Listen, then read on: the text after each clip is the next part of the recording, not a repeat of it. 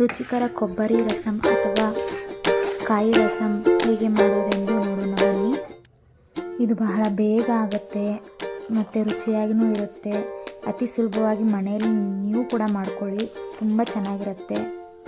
ಇದನ್ನ ಹೇಗೆ ಮಾಡೋದಂತ ನೋಡೋಣ ಬನ್ನಿ. ಮೊದಲಿಗೆ ಒಂದು ಮಿಕ್ಸಿ ಜಾರ್ನಲ್ಲಿ 1 ಕಪ್ಪಷ್ಟು ಕಾಯಿ ತುರಿ, ಒಂದು ಅರ್ಧ ಇಂಚಷ್ಟು ಹೆಚ್ಚಿರೋ ಶುಂಠಿ, ಒಂದು 5-6 ಹಸಿರು ಮೆಣಸಿನ್ಕಾಯಿ, ಖಾರ ಎಷ್ಟು ಬೇಕೋ ಅಷ್ಟು ನೋಡ್ಕೊಂಡು ಹಾಕ್ಕೊಳ್ಳಿ.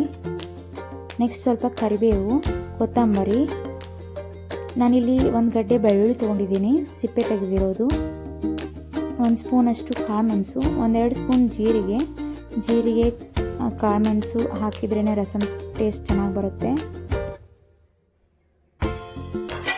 ನೆಕ್ಸ್ಟ್ ಇದಕ್ಕೆ ನಾನಿಲ್ಲಿ ಹುಣಸೆ ರಸನ ಹಾಕ್ಕೊಳ್ತಾ ಇದ್ದೀನಿ. ಹಾಕ್ಕೊಂಡು ಇದನ್ನು ರುಬ್ಕೊಂಡು ಬರೋಣ. ಈ ಥರ ನುಣ್ಣಗೆ ರುಬ್ಕೋಬೇಕು, ಅಂದರೆ ರಸಮ್ ಕನ್ಸಿಸ್ಟೆನ್ಸಿ ಸರಿಯಾಗಿರುತ್ತೆ. ಇವಾಗ ರಸಮ್ಗೆ ಒಗ್ಗರಣೆ ರೆಡಿ ಮಾಡ್ಕೊಳ್ಳೋಣ ಬನ್ನಿ. ಫಸ್ಟ್ ಗ್ಯಾಸ್ ಹಚ್ಕೊಂಡು ಒಂದು ಪ್ಯಾನ್ನಲ್ಲಿ 3 ಟೇಬಲ್ ಸ್ಪೂನ್ ಆಗುವಷ್ಟು ಎಣ್ಣೆ, 1 ಟೇಬಲ್ ಸ್ಪೂನ್ ಅಷ್ಟು ಸಾಸಿವೆ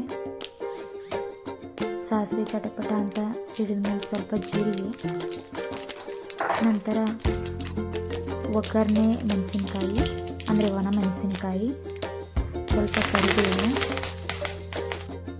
ಇವಾಗ ನಾವು ರುಬ್ಬಿರುವಂಥ ಮಸಾಲೆನ ಸೇರಿಸ್ಕೊಳ್ಳೋಣ. ಸ್ನೇಹಿತರೆ, ಇದು ರಸಮ್ ಅಥವಾ ರಸ ಆಗಿದ್ದರಿಂದ ಸ್ವಲ್ಪ ನೀರು ಹಾಕಿದ್ರೇ ಚೆನ್ನಾಗಿರುತ್ತೆ. ಅದಕ್ಕೆ ಸ್ವಲ್ಪ ನೀರು ಸೇರಿಸ್ಕೊಳ್ಳೋಣ. ಇದು ಭಾಳ ಗಟ್ಟಿನೂ ಆಗಬಾರ್ದು, ತಿಳುವಾದ್ರೇ ಚೆನ್ನಾಗಿರುತ್ತೆ. ಇದಕ್ಕೆ ಸ್ವಲ್ಪ 1 ಚಿಟಿಕೆಯಷ್ಟು ಅರಿಶಿನ ಪುಡಿ, ರುಚಿಗೆ ತಕ್ಕಷ್ಟು ಉಪ್ಪು ಹಾಕಿ ಚೆನ್ನಾಗಿ ಮಿಕ್ಸ್ ಮಾಡಿಕೊಂಡು, ಭಾಳನೂ ಕುದಿಸ್ಬಾರ್ದು, 1 ಕುದಿ ಬಂದರೆ ಸಾಕು.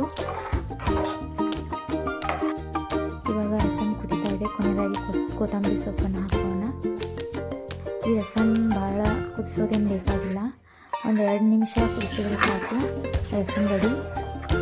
ನೀವು ಮನೆಯಲ್ಲಿ ಮಾಡ್ಕೊಳ್ಳಿ, ಅತಿ ಸುಲಭವಾದ ಆಗುತ್ತೆ. ಮನೆಯಲ್ಲಿ ಯಾವುದೇ ತರಕಾರಿ ಏನೂ ಇಲ್ಲದೆ ಇದ್ದಾಗ ಎಮರ್ಜೆನ್ಸಿಗಾಗಿ ಮಾಡ್ಕೊಳ್ಳೋಂಥ ರಸಮ್ ಇದು ಬೇಗ ಆಗಿಬಿಡುತ್ತೆ. ಜಾಸ್ತಿ ಏನು ಸಾಮಗ್ರಿಗಳೇನು ಬೇಕಾಗಿಲ್ಲ. ಮತ್ತು ಹೀಗೆ ನಮ್ಮ ಚಾನಲ್ನ ಸಪೋರ್ಟ್ ಮಾಡಿ.